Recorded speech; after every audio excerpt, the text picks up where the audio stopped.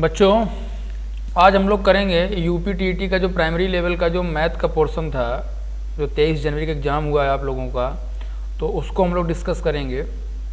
पहला क्वेश्चन जो 91 नंबर पे दिया गया है, इसको हम लोग सॉल्व करेंगे। आप लोगों ने आंसर की देखी होगी, तो कुछ लोगों ने कमेंट किया था कि सर सारे क्वेश्चन का सल्यूशन भी डाल दीजिए, तो हम वही सारे क्वेश्चन कराने जा रहे हैं। पहला क्वेश्चन जो दिया गया है, हम अपनी क्लास में अक्सर बोला करते हैं कि लॉग जो होता है, लॉग का जब हमने टॉपिक पढ़ाया है उन लोगों को, तो लॉग के बारे में बताया था कि लॉग क्या होता है। यहाँ पे लॉग यूज़ होगा इस क्वेश्चन में। लॉग का एक्चुअल डिफिनीशन क्या होता है, लॉग हम जब यूज़ करते हैं तो क्या होता है, जैसे सपोज़ अगर हम 100 को आपसे बताएं कि 100 को हमें 10 की पावर में लिखना होगा, तो हम क्या लिखेंगे, तो आप कहोगे 10 की पावर 2 लिख सकते हैं। और अगर हम कहें कि 1000 को 10 की पावर लिखेंगे तो क्या लिखेंगे, 10 की पावर 3 लिख सकते हैं। तो अगर आपसे कोई कह दे कि 125 को आप 10 की पावर में क्या लिखोगे, तो इस कैलकुलेशन को करने के लिए आपको लॉग की आवश्यकता पड़ेगी, और वही हमें इस क्वेश्चन में करना है। इस क्वेश्चन में हमको 10 की पावर 3x = 125 दिया गया है, और हमसे कह रहा है कि 10 टू पावर -2x की वैल्यू क्या होगी। तो इसमें हमें क्या करना पड़ेगा कि दोनों तरफ लॉग लेना पड़ेगा। अच्छा, लॉग का जो कॉन्सेप्ट है, कुछ फार्मूले समझ लेते हैं। पहली बात तो लॉग को हम लोग लिखते इस तरीके से हैं, लॉग, और लॉग को एक सिंबल ln से भी लिख सकते हैं इस तरीके से। तो ये दो सिंबल यूज़ किए जाते हैं। और लॉग जो m होता है और माइनस का लॉग n जो होता है, इसका जो मतलब होता है वो लॉग m/n हो जाता है। ये रिलेशन है।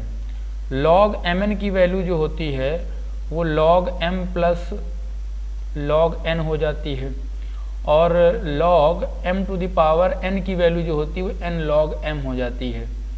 और अगर इसी तरीके से log m to the power -n दिया गया है, तो log 1/m to the power n हो जाएगा।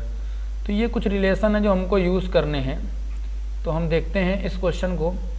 तो यहाँ पे क्या करेंगे, सबसे पहले जो 10 टू द पावर 3x दिया गया है, कह रहा है कि ये 125 है, तो दोनों तरफ log ले लीजिए। तो log 10 to the power 3x = log 125 हो जाएगा।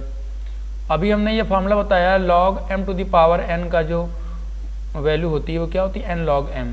तो इसको उस हिसाब से अगर हम ब्रेक करें तो क्या हो जाएगा, 3x हमारा आगे हो जाएगा, और log क्या हो जाएगा, 10 हो जाएगा, = यहाँ बच्चों log 125 को लिख सकते हैं log 5 का क्यूब। तो ये हमारा क्या होगा, 3 आगे आ जाएगा, तो 3 log 5 हो जाएगा। अब यहाँ से बच्चों 3 से 3 कैंसिल आउट हो जाएगा, और log 10 की वैल्यू बच्चों 1 होती है, तो हमारा x × 1 आ जाएगा = log 5। तो x की वैल्यू क्या आ जाएगी, log 5 आ जाएगी। इस x की वैल्यू को हम इक्वेशन फर्स्ट मान लेंगे। इसके बाद क्या करेंगे, जो log 10 टू पावर -2x लिखा है, इसको हम y लेट कर लेंगे, और फिर से दोनों तरफ log ले लेंगे। तो जब log लेंगे यहाँ पे भी, तो क्या होगा, log 10 to the power -2x = log y हो जाएगा। और जब इसको हम और सॉल्व करेंगे तो यहाँ पे भी माइनस का 2x हमारा आगे आ जाएगा, और log 10 हो जाएगा = log y हो जाएगा। तो log 10 बच्चों क्या होता है, 1 होता है। तो यहाँ से अगर हम x की वैल्यू निकालेंगे तो क्या हो जाएगा, माइनस का 1/2 log y, और इस x की वैल्यू को इक्वेशन सेकेंड नाम दे देंगे।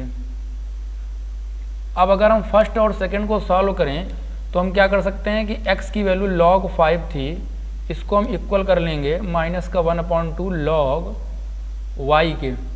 अब यहाँ पे क्या हो जाएगा, -2 हमारा आगे आ जाएगा, तो माइनस का 2 log 5 हो जाएगा = log y। और -2 हमारा क्या होगा, इस फार्मूले से, थर्ड वाले फार्मूले से क्या हो जाएगा, जैसे कि इधर हमने log m की पावर n दिया गया है, तो n log m हो गया है। तो अगर n log m होगा तो क्या होगा, log m की पावर n हो जाएगा। तो यहाँ पर जाएगा log 5 to the power -2 = log y। तो log से log कैंसिल हो जाएगा, तो y की वैल्यू 5 की पावर -2, तो 1/5²। तो इसका मतलब क्या हो जाएगा, 125 हो जाएगा हमारा। तो इस तरीके से हमारा पहला आंसर जो आएगा वो 1/25 होगा, यानी थर्ड ऑप्शन हो जाएगा। तो इसको आप लोग स्क्रीनशॉट ले लीजिए। ये हमारा पहला क्वेश्चन है। अच्छा क्वेश्चन था, यूपीटीटी में ऐसा क्वेश्चन नहीं आता है, लेकिन फिर भी दिया गया था। अगर आप लोगों ने इसको किसी और तरीके से किया तो आप कमेंट करके बताइए हमको कमेंट सेक्शन में कि आपने कैसे किया। फिलहाल हमको जो लॉग का कॉन्सेप्ट पढ़ाया जाता है तो उसमें यही बताया जाता है कि लॉग का यूज़ हमें करना कब है। लॉग हम जब यूज़ करते हैं जब हमें किसी वैल्यू को 10 की पावर में हमको क्या कन्वर्ट करना है और वो 10 की पावर में कन्वर्ट ईजिली नहीं हो सकती है, तो वहाँ पर हम लॉग ले करके उसको आसानी से, ये एक्चुअल डिफिनीसन है। कई बच्चों को लॉग की डिफिनीसन नहीं पता होती है, वो लॉग के क्वेश्चन करने लगते हैं और क्वेश्चन कर भी लेते हैं, लेकिन एक्चुअल डिफिनीसन क्या है लॉग की, हमें लॉग का कैलकुलेशन में यूज़ करना कैसे है, ये हमको इस तरीके से समझना होगा कि लॉग का मतलब क्या होता है कि हम किसी भी नंबर को, किसी भी होल नंबर को 10 टू द पावर में कन्वर्ट कर सकते हैं इस लॉग के प्रोसेस के द्वारा। तो पहला क्वेश्चन अच्छा था, थोड़ा सा लंबा था, आप लोग देख लीजिए। अब हम देखते हैं सेकंड क्वेश्चन। बाकी पेपर बहुत आसान था, जिसने थोड़ा बहुत भी अच्छे से पढ़ा है तो उसने 25 प्लस स्कोर किया होगा, और बाकी हमने आंसर की तो डाली ही थी, आप उससे मैच कर लीजिए। वो सारे क्वेश्चन सही हैं, और जैसे ही आंसर की आयोग की आएगी तो उसमें भी आप लोग देखेंगे कि जो हमने आंसर बताए हैं वही सारे आंसर क्या होंगे, सही माने जाएंगे। पूरी कोशिश थी हमारी कि आपको सही आंसर की प्रोवाइड कराई जाए। सेकंड क्वेश्चन देखते हैं। सेकंड क्वेश्चन में कह रहा है, ये तो बड़ा आसान सा क्वेश्चन है, कह रहा है कि एक नंबर है 16,075, इस नंबर को डिवाइड करना है हमको। नंबर हमारा दिया गया है 16,075, तो ये हमारा डिविडेंड हो गया, और हमसे कह रहा है कि इस नंबर को डिवाइड करेंगे किसी नंबर से, यानी डिवीज़र मान लेंगे, और कह रहा है कि जो कोसेंट आएगा वो हमारा 167 आएगा और रिमाइंडर क्या आएगा 43। तो आपको एक रिलेशन पता है D = DQ + R होता है, तो अगर हम D की वैल्यू यहाँ पे रखें तो 16075, और D की वैल्यू हमें फाइंड करनी है, और कोसेंट क्या दिया गया 167, और रिमाइंडर क्या दिया गया 43। तो आपको क्या इसमें करना होगा, आपको 43 को इधर भेज देना है, माइनस कर देना है। तो 16075 और यहाँ 43 को आप माइनस करोगे तो 2 हो जाएगा, और 7 में 4 जाएगा हमारा 3 हो जाएगा, 0 16 हो जाएगा। ये = क्या होगा 167D। अब इसको आप लोग डिवाइड कर लो, तो 167 से अगर हम डिवाइड करेंगे 16032 को, तो पहली बात तो ये 9 टाइम्स जाएगा, 9 7 जा 63, और 9 6 जा 54, और ये जाएगा 66 हो गया, 9 1 जा 9 6 15, तो इसका रिजल्ट आ गया 100, और ये 2 हो जाएगा। अब ये 6 टाइम जाएगा तो क्या हो जाएगा 6 7 जा 42, यही रिजल्ट आएगा 1002, ये पूरा कैंसिल हो जाएगा। तो 96 जो होगा वो हमारा क्या हो जाएगा, डिवीज़र हो जाएगा, यानी ऑप्शन डी हमारा करेक्ट हो जाएगा। जो फोर्थ ऑप्शन है 96 टिक लगा हुआ है, फिर भी अगर आपको दिख नहीं रहा हो तो आप इस तरीके से देख लीजिए, फोर्थ जो है ऑप्शन होगा। देखते हैं नेक्स्ट क्वेश्चन 93 नंबर। 93 में कह रहा है the number of positive prime number. अब बच्चों प्राइम नंबर निकालने का तरीका क्या होता है, आप लोगों ने पढ़ा होगा कैसे निकालते हैं। हमसे यहाँ पे कह रहा है कि 1 से 50 के बीच में कितने प्राइम नंबर है, 50 को लेना नहीं है, 50 से कम कितने प्राइम नंबर हैं। प्राइम नंबर क्या होता है, जो नंबर सिर्फ अपने आप से डिवाइड हो और 1 से डिवाइड हो, वो प्राइम नंबर होता है। को प्राइम क्या होते हैं, जिन दो नंबर्स के बीच में जो कॉमन फैक्टर होते हैं वो केवल 1 हो, कोई दूसरा कॉमन फैक्टर ना हो, तो हम कह देते हैं वो को प्राइम नंबर हैं। ये सारी चीज़ें आपको पढ़ाई गई होंगी। अब हम देखते हैं कि प्राइम नंबर कैसे निकालते हैं। सबसे पहले आपको काउंटिंग लिखनी होगी 50 तक, तो 1 2 3 4 5 6 7 8 9 10, इस तरीके से आप लिख लोगे। फिर क्या होगा 11 12 13 14, इससे कभी भी गलती आपको नहीं होगी।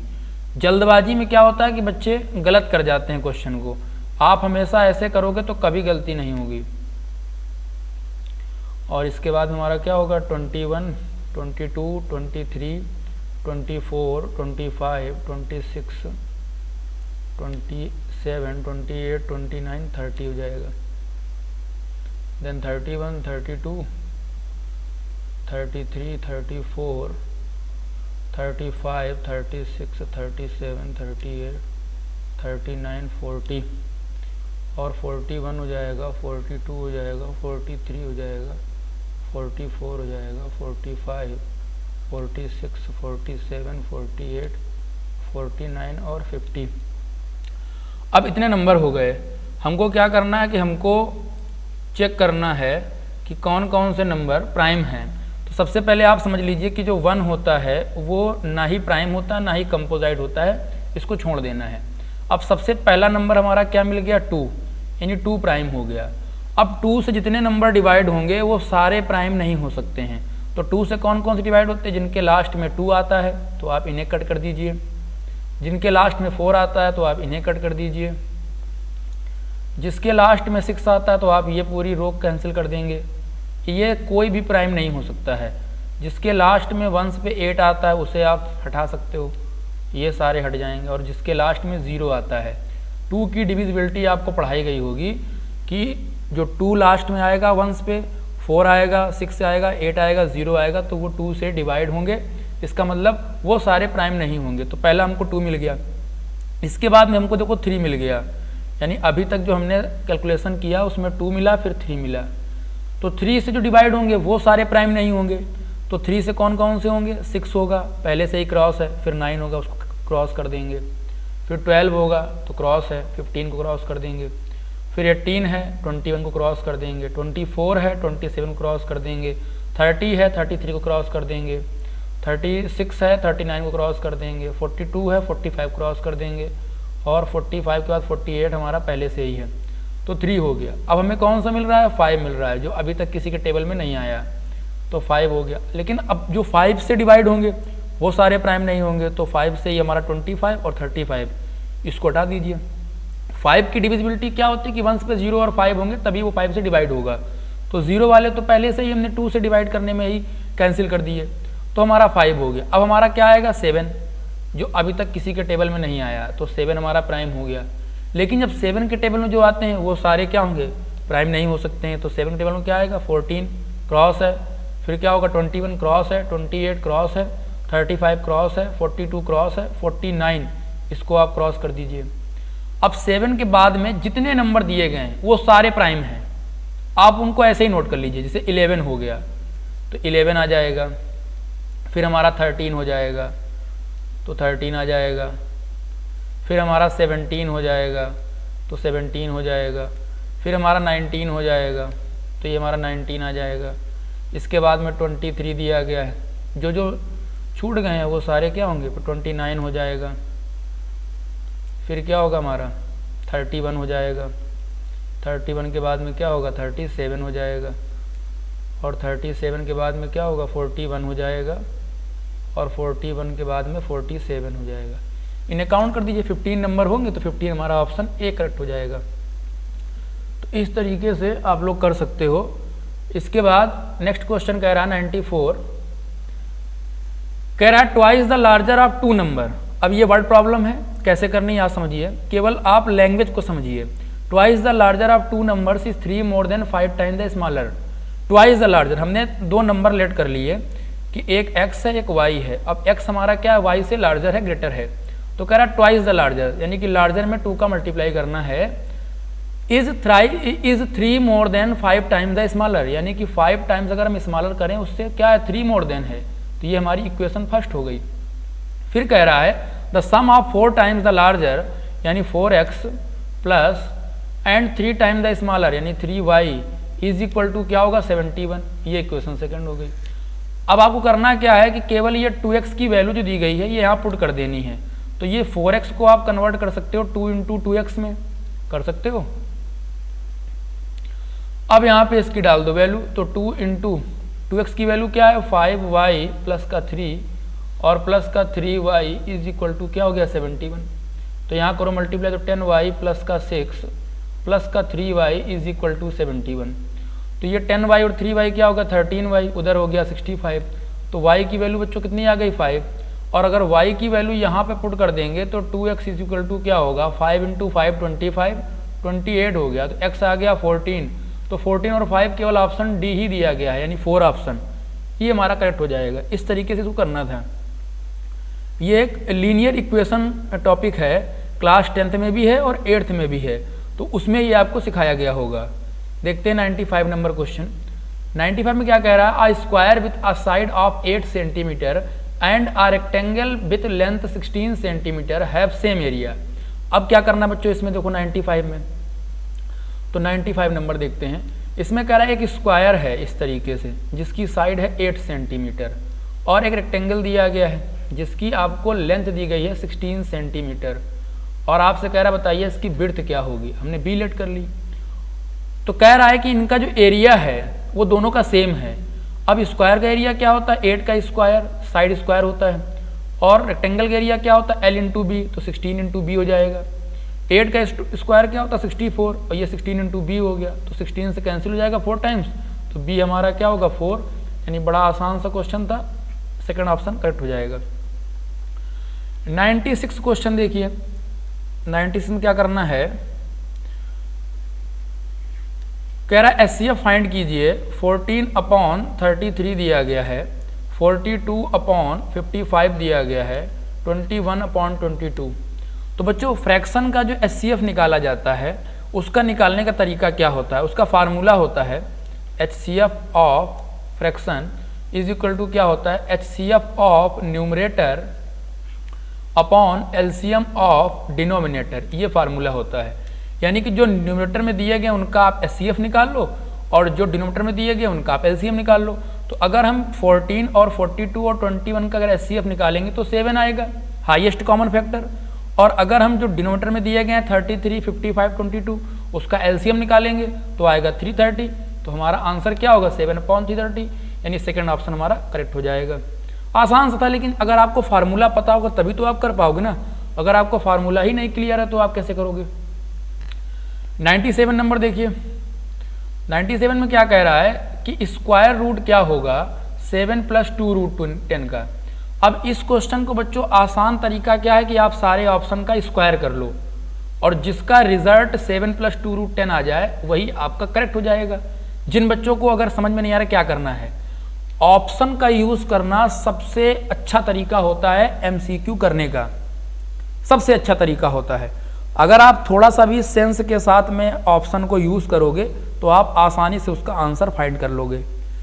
इस क्वेश्चन को कैसे करेंगे, तो हमने क्या बोला आपके चारों ऑप्शन का स्क्वायर कर लो और जिसका स्क्वायर जो क्वेश्चन में दी गई है वैल्यू उसके इक्वल आ जाए तो वो हमारा आंसर हो जाएगा।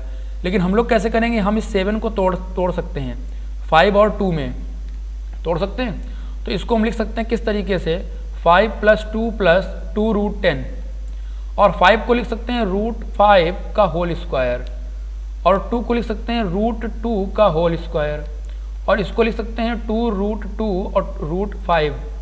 अब आपको दिख रहा होगा ये a², ये b² और ये 2ab बनना है। इसका मतलब क्या होता है a + b का होल स्क्वायर, यानी √5 + √2 का होल स्क्वायर। और हमसे पूछा क्या, इसका स्क्वायर रूट, तो स्क्वायर रूट से स्क्वायर कैंसिल आउट हो जाएगा, तो रिजल्ट क्या हो जाएगा √5 + √2, यानी ऑप्शन हमारा क्या हो जाएगा, जो 4th ऑप्शन है करेक्ट हो जाएगा। आप लोग करिएगा और कमेंट बॉक्स में बताइएगा कितना आसान आपको उससे लगा या इससे लगा। चारों ऑप्शन का आप स्क्वायर करिए। स्क्वायर का फॉर्मूला पता है a + b का whole square, a² + b² + 2ab। Actual में इसको सही से जो अगर हम पढ़ेंगे तो a² + 2ab + b² होता है, पर जनरली बच्चे इसको पढ़ते ऐसे ही हैं। सही फार्मूला अगर आप पढ़ेंगे तो a² + 2ab + का b² होगा। तो देखते हैं नेक्स्ट क्वेश्चन 98 नंबर, इसको इरेज करते हैं, आप स्क्रीनशॉट ले लीजिए पॉज करके वीडियो को, क्योंकि स्पेस जो है कम पड़ रहा है।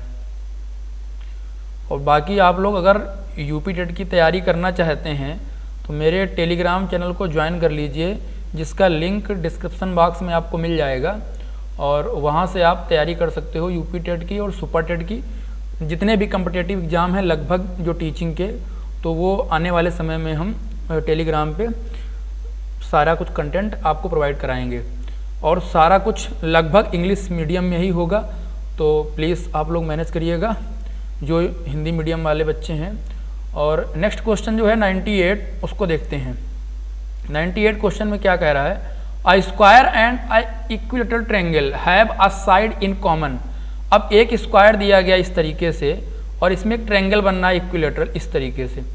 अब इसमें कह क्या रहा है, एक साइड कॉमन है, ये वाली साइड हमारी कॉमन हो गई और कह रहा है कि जो ट्रायंगल की साइड है वो 4/3 है।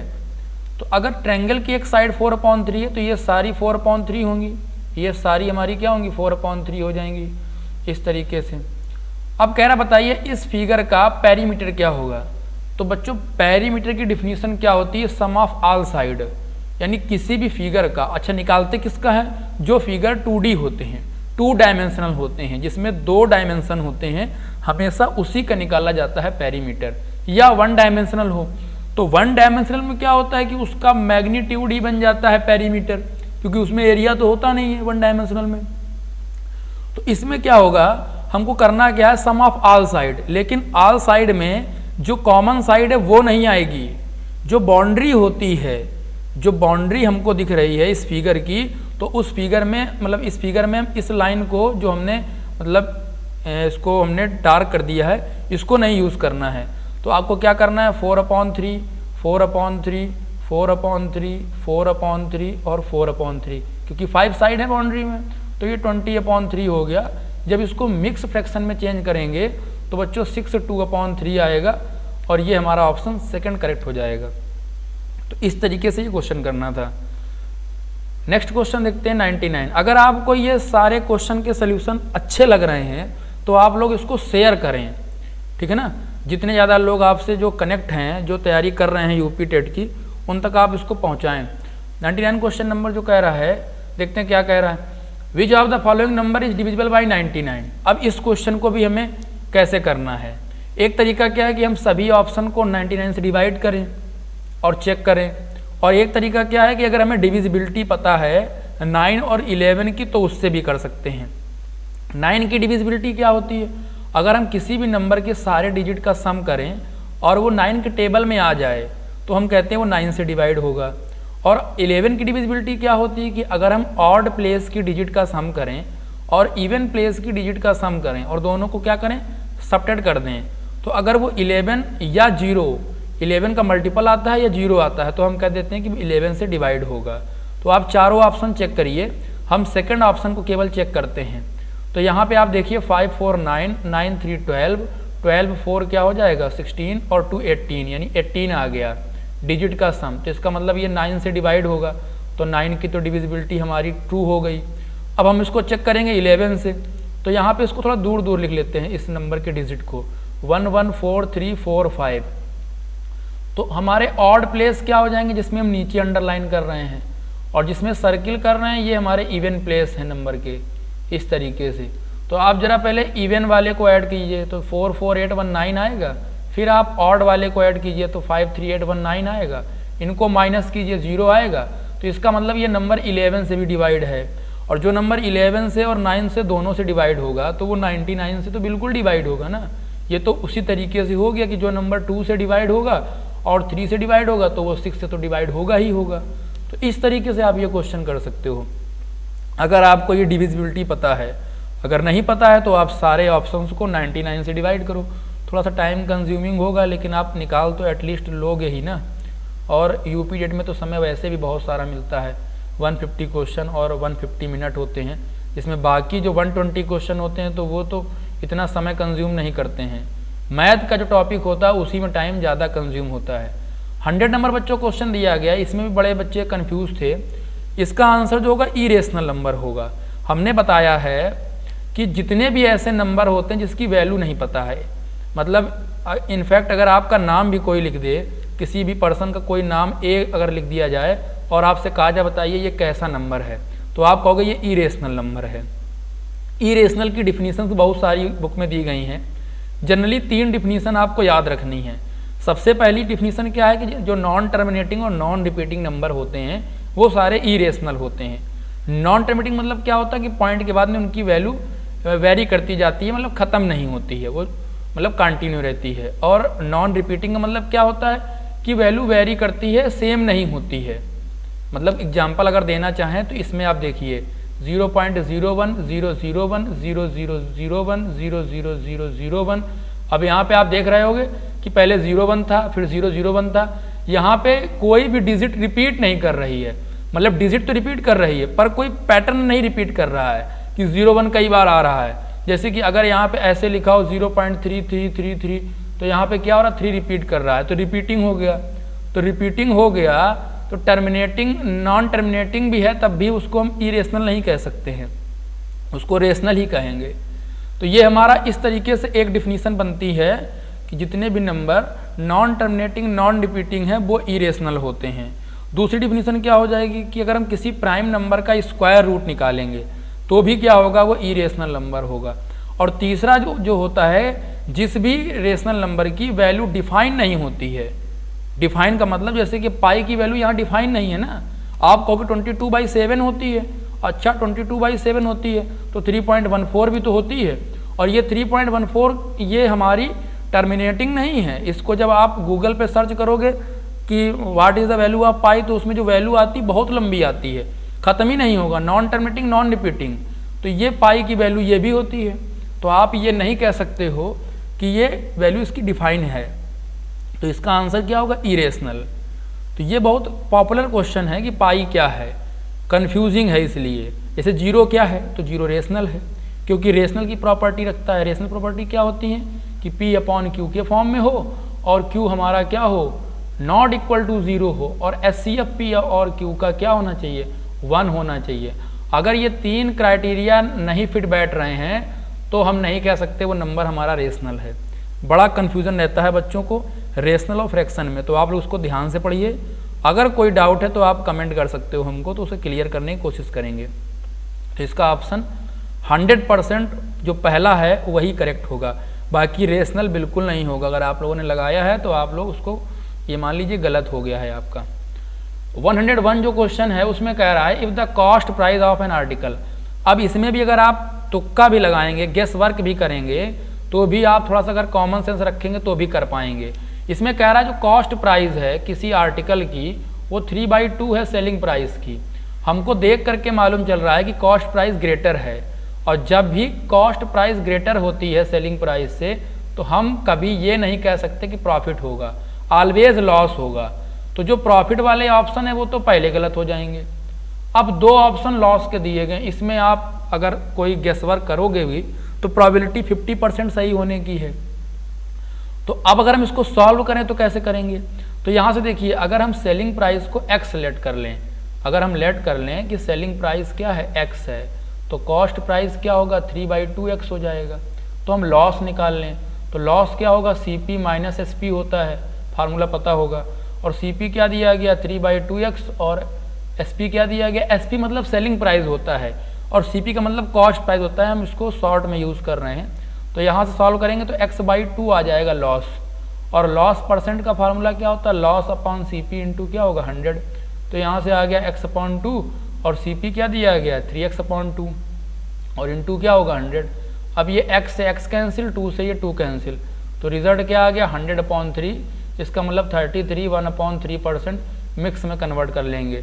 बच्चों इम्प्रॉपर फ्रैक्शन को ही हम मिक्स में कन्वर्ट कर सकते हैं, और इम्प्रॉपर फ्रैक्शन क्या होते हैं जिनका n जो है ग्रेटर होता है d से, और जो मिक्स फ्रैक्शन होता है वो QR/d के फॉर्म में होता है, यानी कि हम डिवीज़र से डिवाइड करेंगे उस नंबर को, जो q आएगा उसको यहाँ लिखना होगा, r को इधर और d को इधर। तो ये आपको जानकारी होगी, इसका ऑप्शन फर्स्ट हमारा सही हो जाएगा। देखते हैं नेक्स्ट क्वेश्चन 102। अब इसमें कह रहा है कि बताइए इसको 12 से डिवाइड करेंगे तो रिमाइंडर क्या होगा। तो इसमें आपको डिवाइड ही करना होगा, आप डिवाइड करेंगे तो रिमाइंडर आपका 4 आएगा। कैसे करना है डिवाइड, तो ये भी देख लो भाई, डिवाइड तो आप कर ही लोगे कम से कम, और किया भी होगा, ये क्वेश्चन शायद ही किसी का गलत हुआ होगा। तो इसको जब हम पहली बार तो ये 1 टाइम्स जाएगा तो ये 0 हो जाएगा, फिर यहाँ से 1 कैरी करेंगे तो 1 से ये नहीं डिवाइड होगा तो फिर 0 ले लेंगे, फिर 0 और ले लेंगे एक, फिर भी नहीं जा रहा है तो फिर यहाँ 0 आ जाएगा और 1 ले लेंगे, तो 12 8 जा क्या होगा 96 हो जाएगा, और यहाँ पे 5 आएगा, फिर हम 2 ले लेंगे तो ये हमारा क्या होगा 12 4 जा 48, 4 यहाँ पे क्या होगा एज अ रिमाइंडर आ जाएगा। 103 में कह रहा है कि यूनिट प्लेस का जो डिजिट है वो क्या होगा इस नंबर का मल्टीप्लाई करने पे। तो बच्चों चाहे जितना बड़ा नंबर आपको दिया जाए, चाहे जितने नंबर का दिया जाए प्रोडक्ट, क्या करना होता है कि आपको सारे यूनिट प्लेस को अलग लिख लेना होता है, यानी कि हम 8 और 6 और 9 और 2 को लिख लेंगे। फिर क्या करना है कि इन मतलब यहाँ पे 4 दिए गए हैं तो हम 2 2 के पेयर बना लेंगे, इनका मल्टीप्लाई करेंगे। आप एक साथ भी कर सकते हो, कोई दिक्कत नहीं है। तो 8 6 जा 48, 9 2 जा 18। अब यहाँ पे ये हमारा यूनिट प्लेस क्या आ गया 8 और 8, तो इसको फिर से अलग कर लेंगे, मल्टीप्लाई करेंगे। तो 64 आएगा तो 4 हमारा यूनिट प्लेस पे नंबर आ जाएगा या डिजिट आ जाएगी। तो इसका ऑप्शन भी क्या होगा, सी करेक्ट हो जाएगा, थर्ड नंबर। 104 ये अच्छा क्वेश्चन है, मेजरमेंट ऑफ सेंट्रल टेंडेंसी से ये पूछा गया है, मीन मीडियन मॉड कहते हैं जिसको। तो इसमें क्या कह रहा है कि what will be the median of the given data if the mean is 4.5। अब आपको दिया क्या गया, मीन दिया गया है। बच्चों मीन के बारे में आपको पता होगा, मीन को हम एवरेज भी कहते हैं, मतलब एवरेज मीन होता है पर मीन एवरेज नहीं है, क्योंकि मीन को हम अलग अलग तरीके से निकालते हैं, वहाँ पे एवरेज का फॉर्मूला नहीं लगा सकते हैं, पर एवरेज को मीन कह सकते हैं, ठीक है ना। तो ये थोड़ा सा कंफ्यूजिंग होता है, इसको आप ध्यान रखिए।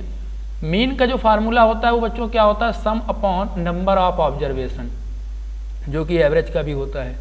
तो यहाँ मीन दिया गया है 4.5, और इनका अगर हम सम करें सारे डिजिट का x को छोड़ करके, तो बाकी सारे डिजिट का सम जो आएगा वो 42 आएगा। और नंबर कितने दिए गए हैं, नंबर कितने हैं 10, और x हमारा क्या होगा, ये इस तरीके से आ जाएगा प्लस में। 10 को अगर हम क्रॉस मल्टीप्लाई कराएं तो 45 हो जाएगा इधर, और 42 को हम ट्रांसफर कर दें तो x की वैल्यू क्या बच्चों आ गई, 3 आ गई। अब x की वैल्यू जब 3 आ गई तो हमारे नंबर्स क्या हो गए, 5 7 7 8 3 5 4 3 1 2। तो ये हमारे 10 नंबर्स हो गए। अब कह रहा है कि इनका मीडियन निकालिए। तो बच्चों मीडियन निकालने का तरीका क्या होता है, सबसे पहले हमें उसको असेंडिंग ऑर्डर में लिखना होता है, जिसको इंक्रीजिंग ऑर्डर भी कहते हैं। हिंदी में शायद आरोही क्रम कहते हैं और डिसेंडिंग को अवरोही क्रम कहते हैं। तो इसको देख लीजिए, इधर दिया भी गया है हिंदी वाला पोर्शन, तो आप लोग उसके देख लीजिएगा। हम केवल सोल्यूशन बता रहे हैं, और सोल्यूशन में हिंदी और इंग्लिश से कोई मतलब नहीं होता है, केवल लैंग्वेज को क्वेश्चन पढ़ने में यूज़ करते हैं हिंदी इंग्लिश। बाकी एक्स को तो यार तुम भी एक्स ही लिखोगे ना, उसको कुछ और थोड़ा लिख दोगे हिंदी में। तो यहाँ पे क्या होगा, आप इसको अरेंज कर लो तो 1 आ जाएगा, फिर 2 आ जाएगा, फिर हमारा 3 3 हो जाएगा, फिर 4 आ जाएगा, फिर 5 5 आ जाएगा, फिर 7 7 8 हो गया। अब 10 है इसमें, तो इवन नंबर है यहाँ पे, यानी इवन नंबर दिए गए हैं, जो n है वो हमारा इवन है। और इवन का जो फार्मूला होता है मीडियन का, वो बच्चों क्या होता है, n/2 TH plus n/2 plus 1 TH upon 2, ये फार्मूला होता है। तो यहाँ पे अगर हम वैल्यू पुट करें तो क्या हो जाएगा, 10/2 तो 5th हो जाएगा, और 10/2 प्लस 1 तो 6th हो जाएगा अपॉन 2। तो इस जगह 5th वाला क्या दिया गया 4, और 6th वाला क्या दिया गया 5, तो 4 + 5 अपॉन 2 तो 9/2, तो 4.5 हमारा करेक्ट आंसर हो जाएगा। तो इसका ऑप्शन क्या होगा, थर्ड करेक्ट हो जाएगा। देखते हैं नेक्स्ट क्वेश्चन 105। बच्चों ये क्वेश्चन थोड़ा सा नया था, इसमें भी आप लोग अगर थोड़ा सा कॉमन सेंस लगाएंगे तो आप सही आंसर लगा सकते थे। कह रहा है कि जो ये हमारा स्टैटिक्स है, तो इसमें जो वेरिएंस होता है, एनालिसिस ऑफ वेरिएंस, ये किसके द्वारा किया गया है, ये जो मेथड है ये किस पर्सन के द्वारा किया गया है। तो 4 ऑप्शन दिए गए हैं। सबसे पहला दिया गया गॉस, दूसरा दिया गया R.A. फिशर, फिर दिया गया न्यूटन, फिर दिया गया लाप्लास।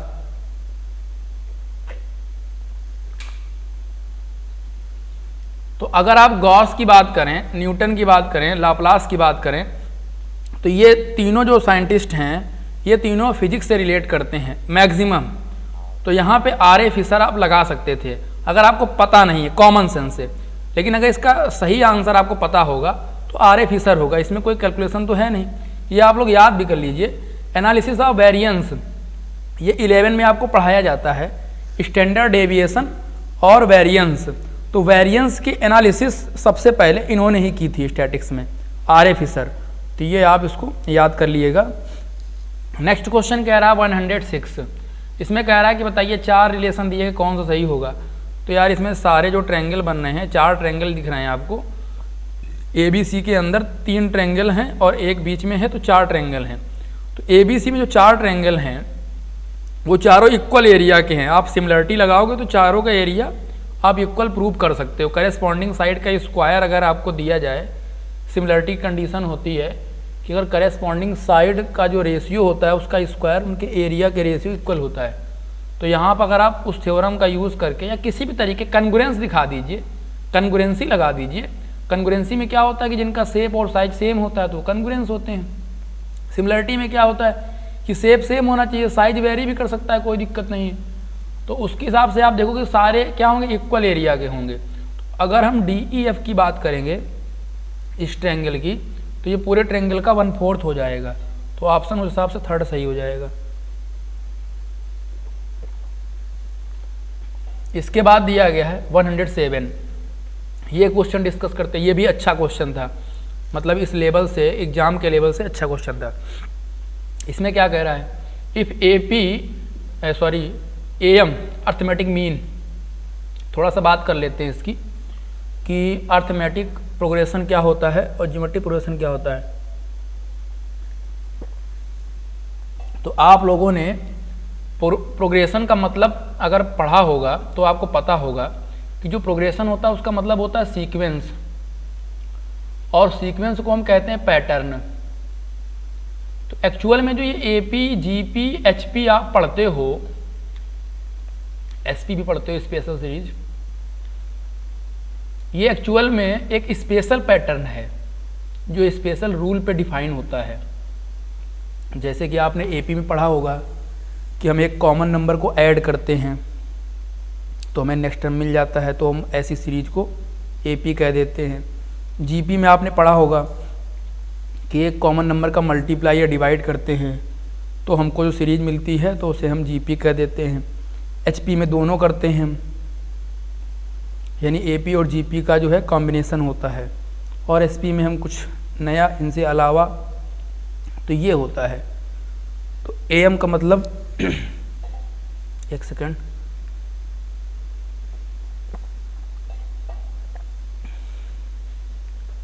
AM की बात करें अगर हम, AM क्या होता है, अर्थमेटिक मीन। तो अगर कोई दो नंबर A और B ले ले तो अर्थमेटिक मीन जो होता है AM,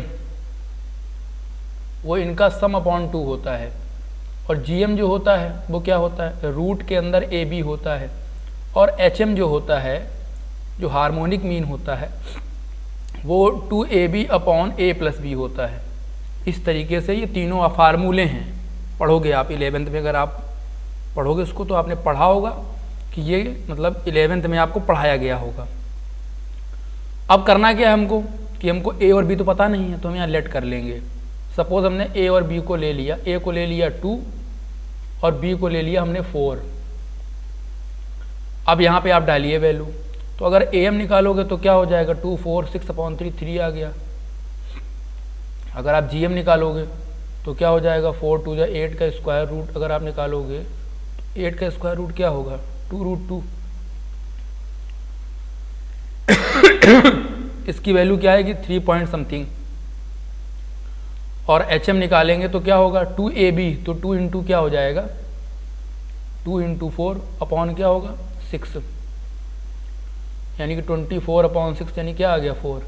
तो आपको दिख रहा होगा कि HM जो है वो सबसे ज़्यादा है, फिर उसके बाद क्या है, GM है, और सबसे कम क्या है, AM। तो आप ऑप्शन देखिए, इसमें क्या कह रहा है, अर्थमेटिक मीन, इसमें शायद हमने गलत ऑप्शन लगा दिया है, इसमें H सबसे ज़्यादा होगा, ऑप्शन नंबर फर्स्ट करेक्ट होगा। बाय मिस्टेक हमने जल्दबाजी में हमने ऑप्शन 4 लगा दिया है। हार्मोनिक मीन को H कहा गया है और H सबसे ग्रेटर होगा क्योंकि 4 आ रहा है। इसके बाद में क्या होगा, G होगा ज्योमेट्रिक मीन, और सबसे कम होगा A, यानी ऑप्शन A करेक्ट है इसका। आप लोग देख लीजिएगा, बाय मिस्टेक मतलब सिंबल को हमने नहीं ध्यान दिया है, जल्दबाजी में ऑप्शन 4 लगा दिया है। आंसर की में हमने ये 4 बताया था, तो सॉल्व करने पे ये क्लियर हो गया कि जब आप 2 और 4 लोगे तो इसका मतलब हार्मोनिक मीन यही आएगा। इसमें क्या बता रहा है, इस लास्ट वाले ऑप्शन में कि A सबसे ग्रेटर है, जबकि हमारा H सबसे ग्रेटर आएगा। तो ये मिस्टेक हो गई हमसे, तो उसके लिए आप देख लीजिएगा। नेक्स्ट क्वेश्चन कह रहा है 108 क्वेश्चन, देखिए इसमें क्या कह रहा है, प्रोबेबिलिटी का है ये क्वेश्चन।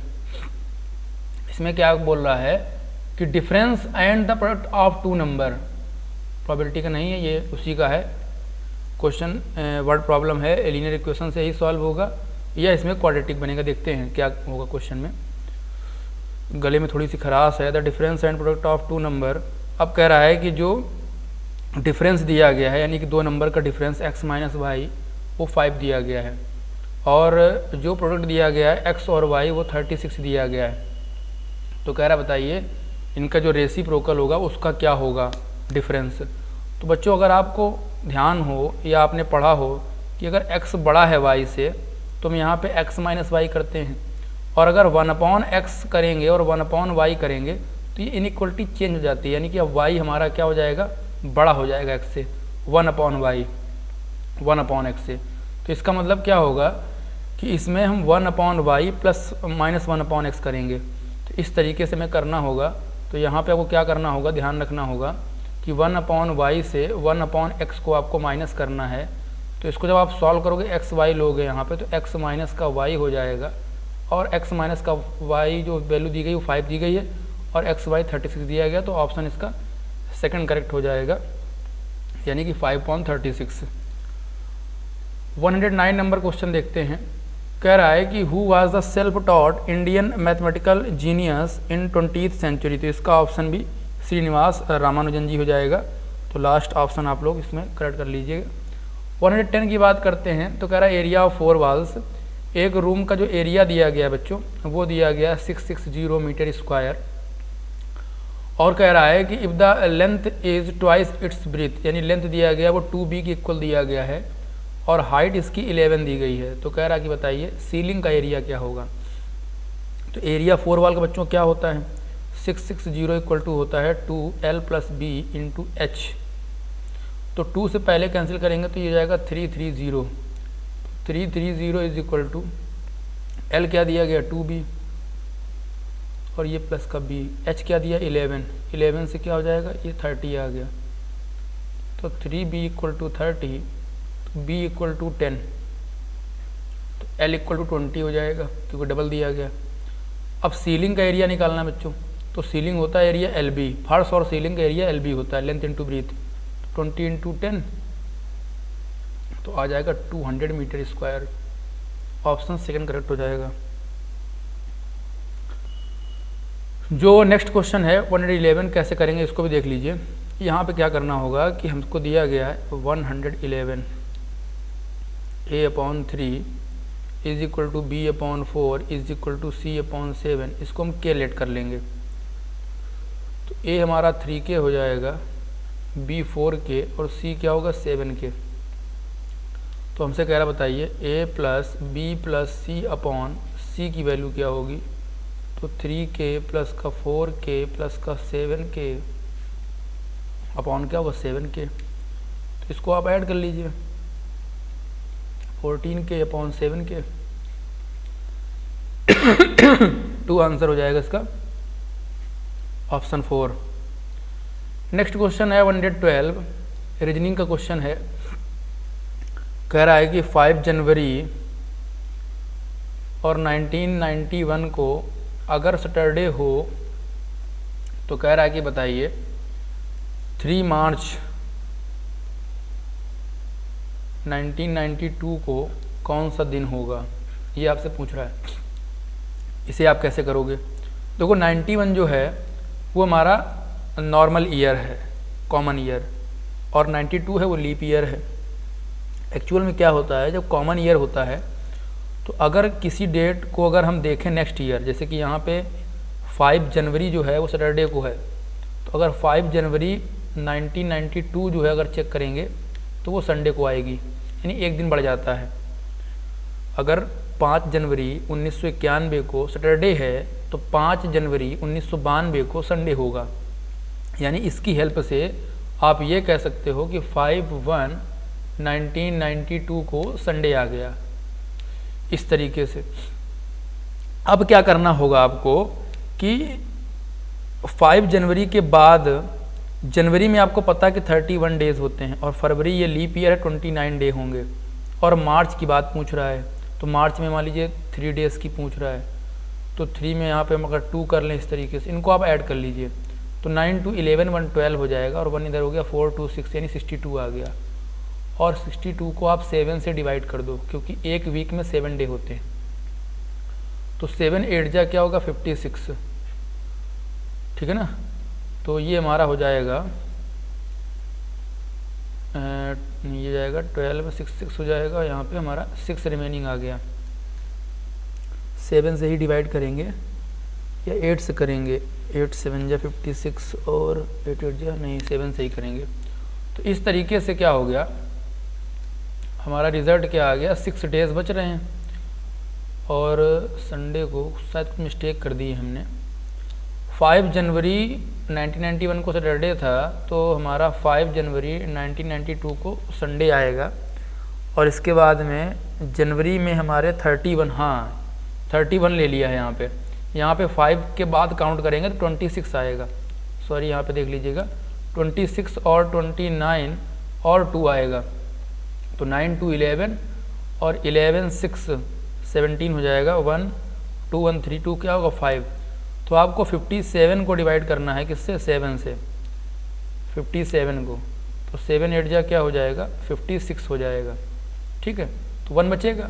अब संडे था तो संडे रहेगा यहाँ पे, ठीक है ना। यानी कि हम अगर एक दिन ये बच रहा है तो ये हमारा मंडे हो गया।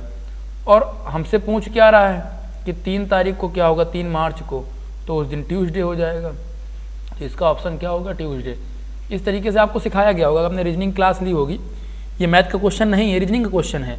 वहाँ आपको सिखाया जाता है कि टाइम और कैलेंडर में कैसे कैसे कैलकुलेशन करनी होती है।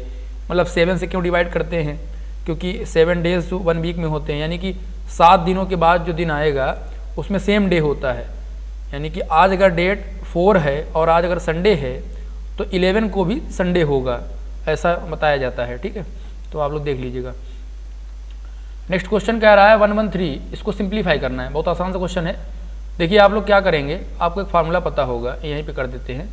कह रहा 1/3 की पावर दिया गया है -3। तो इस तरीके से आपने पढ़ा होगा, अगर पावर हमारी निगेटिव है तो इसको अगर हम रिवर्स कर दें, यानी a/b की पावर अगर माइनस का m दिया गया है तो ये b/a की पावर m हो जाता है। तो इस हिसाब से क्या हो जाएगा, यहाँ पे 3 की पावर -3 को हम +3 कर सकते हैं, और 3 की पावर 3 जो 27 होता है, और 4 की पावर 2 जो कि क्या होता है 16 होता है।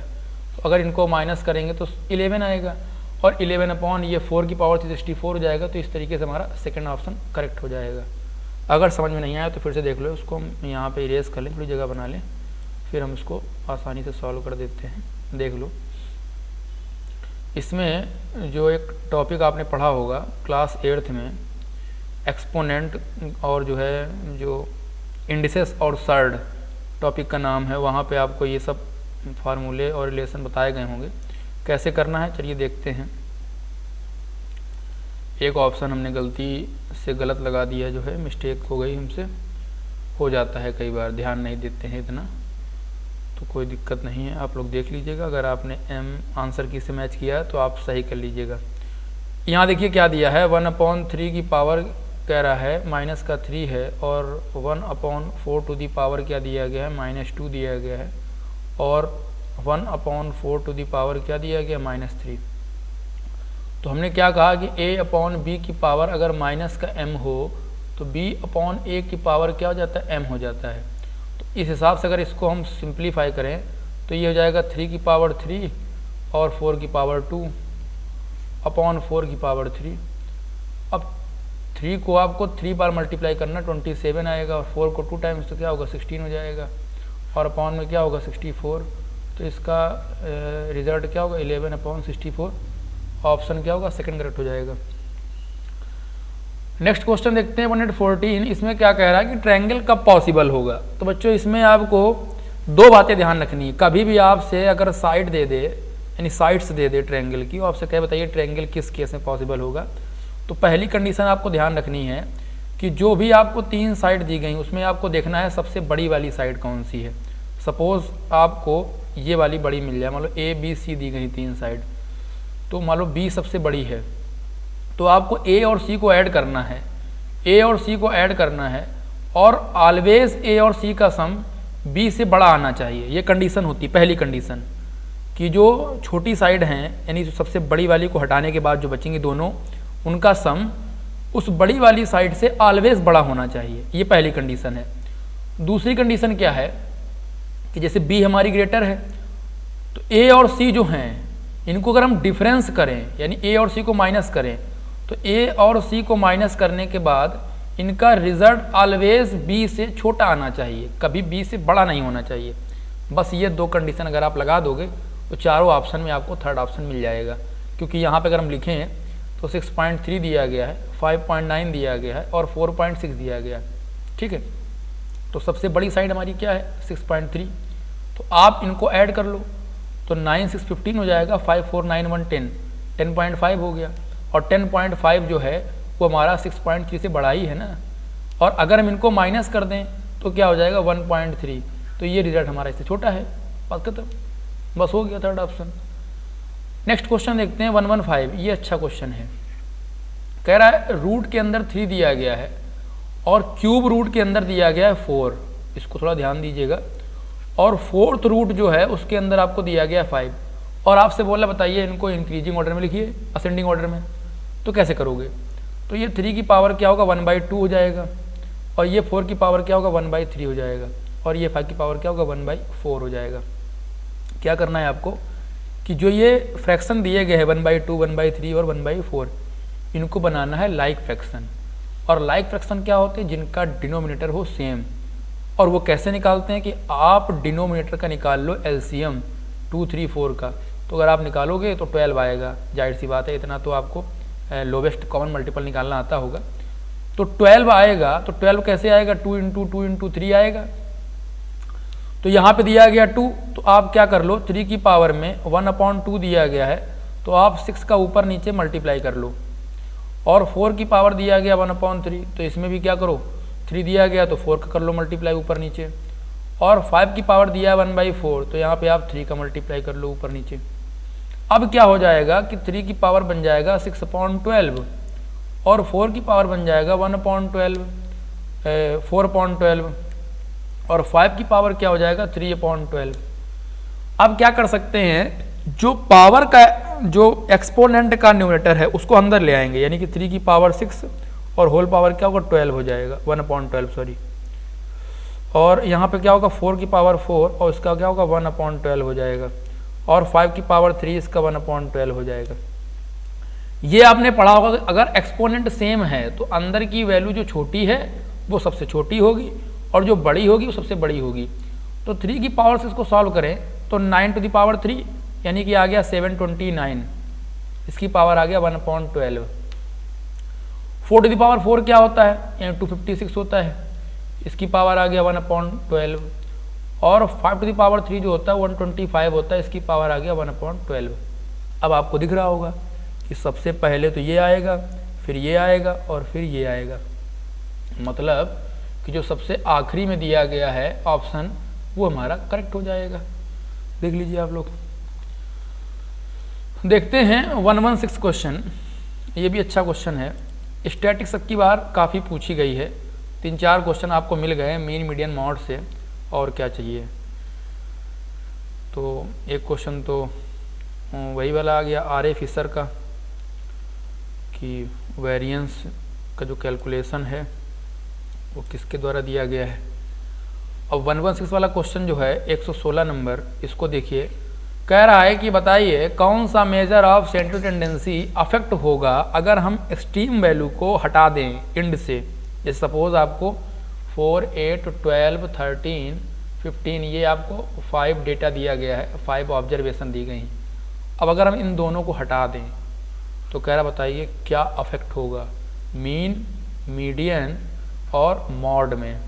ठीक है, अच्छा इनका एक फार्मूला भी होता है, एम्पेरिकल फार्मूला बोलते हैं कि mode is equal to 3 median और 2 मीन का डिफरेंस। ये आप ध्यान रखिएगा, काफ़ी पूछा जाता है एग्जाम में, empirical formula relation between mean, median, mod.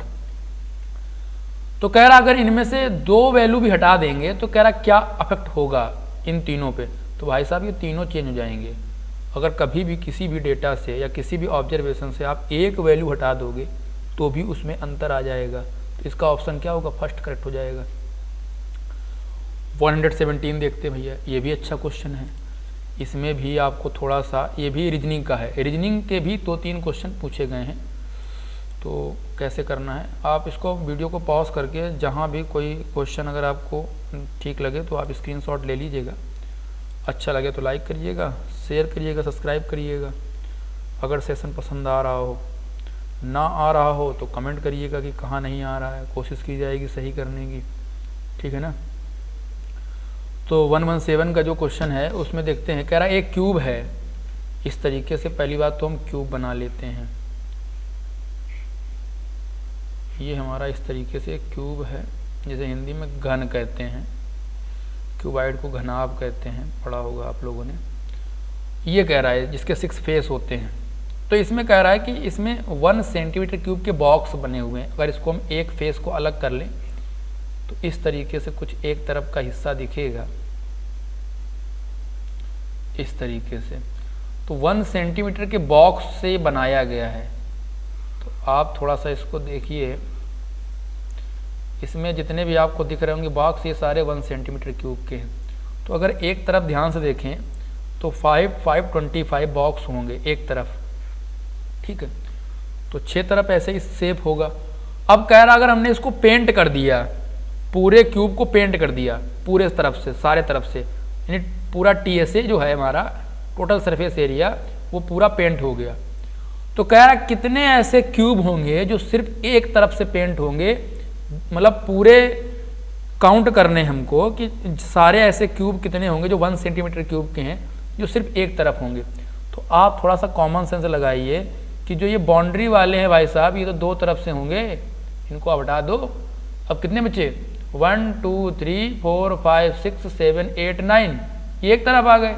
और कितने होते हैं, 6 साइड होती हैं, तो 6 इंटू क्या होगा 9, 54 हमारा आंसर हो जाएगा। यानी ऑप्शन 3 रीजनिंग का क्वेश्चन था, थोड़ा सा कॉमन सेंस यूज करना था।